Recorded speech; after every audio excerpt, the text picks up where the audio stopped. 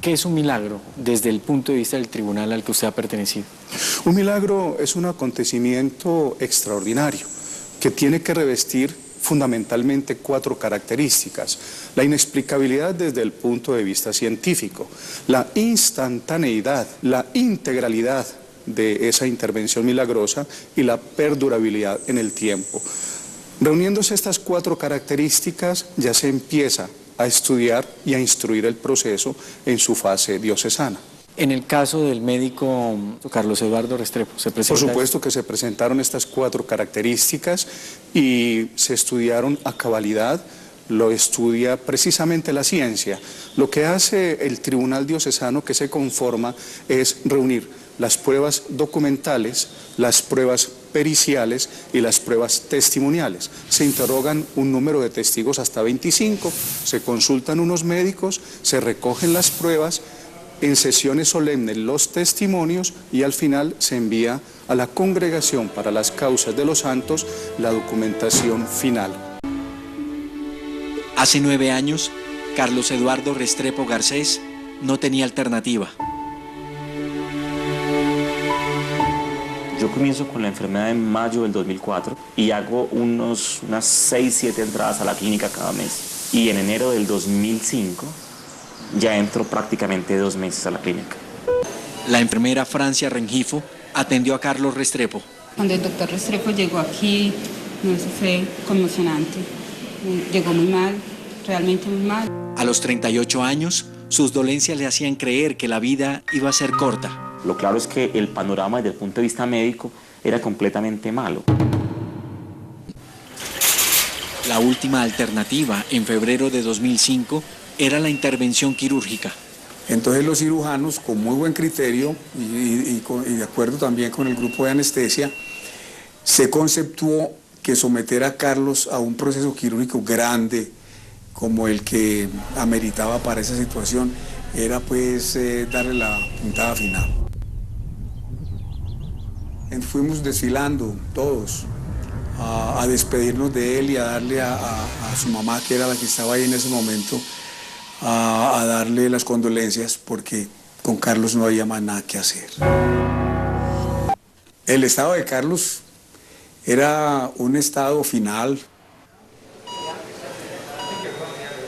hablando claramente, concretamente, no había más nada que hacer desde el punto de vista médico. Algunos de los compañeros lloraron por Carlos. Hay gente que manifiesta su sensibilidad de otra manera y a Carlos lo lloramos. El Hijo, del Espíritu Santo. Amén. Carlos Eduardo Restrepo, en un último brillo de conciencia, ve la figura de una mujer. No hay como un camino explicable. Simplemente me acordé de ella, pensé en ella, se me vino a la mente ella. ¿Ella? ¿Quién era ella? ¿Una novia? ¿Su mamá? Carlos divisaba en sus íntimas brumas a una maestra, a una profesora de comienzos del siglo XX. Después, la profesora se hizo niña en sus imágenes delirantes. Una niña que jugaba con hormigas. Luego, una señorita que a caballo buscaba indígenas.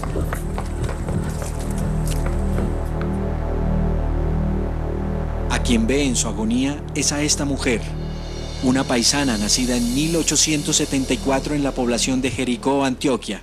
Laura nace a las 8 de la mañana del día 26 de mayo de 1874, aquí en Jericó, de un hogar de don Juan de la Cruz Montoya, doña Dolores Upegui.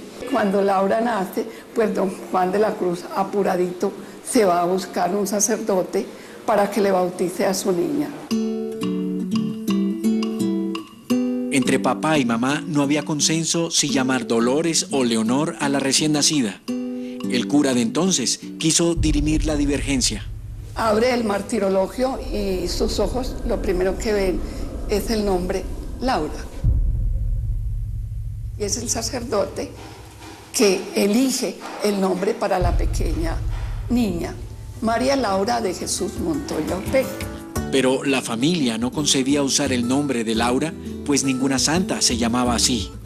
Y el sacerdote dice, pues que sea ella la primera santa. Y su padre es asesinado en 1876. Tiene ella apenas 2 años y medio.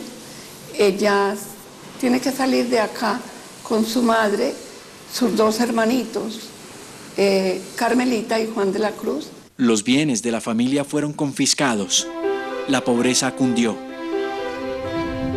Y un carácter recio empezó a gestarse en la pequeña. Laura era una gran observadora con un profundo carácter espiritual.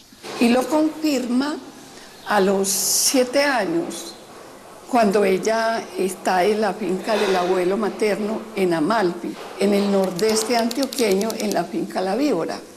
Se entretiene con la naturaleza. La naturaleza, esa que Laura Montoya consideró como su única amiga. Y es entonces cuando ella juega con unas hormigas arrieras. Laura Montoya se sintió como herida por un rayo. Las hormigas le enseñaron que la carga de su vocación sería pesada, pero que en dicha misión no estaría sola. En la tercera semana de octubre del año 1949, cuando la luna menguaba, el día 21, a las 6:45 de la tarde, la luz de la Madre Laura se apagó. El lecho de dolor de la Madre Laura se convirtió en reliquia, en símbolo de hechos inexplicables. Aquí ocurrió en 1994, según la Iglesia, el milagro que curó de un cáncer de útero a Herminia González. Dicha curación extraordinaria permitió a la hermana Laura convertirse en beata. Acostaron a la señora Herminia en la cama donde la Madre Laura murió y ahí se efectuó el milagro. Aunque la Iglesia reconoce 2 presuntos milagros, uno para beatificación y otro para canonización, entre los fieles se quedan más hechos anónimos, como el de Gloria Esperanza Sánchez. Llevaba 9 años buscando un hijo y no había podido quedar embarazada. Con todos los tratamientos médicos que me hicieron, me dijeron finalmente que yo no podía tener hijos. Una de las monjitas me permitió acostarme en la cama de la Madre Laura. Más o menos a los 6 meses quedé embarazada. Fue tan maravilloso, tanto para las 2 familias, que la alegría de todos fue inmensa.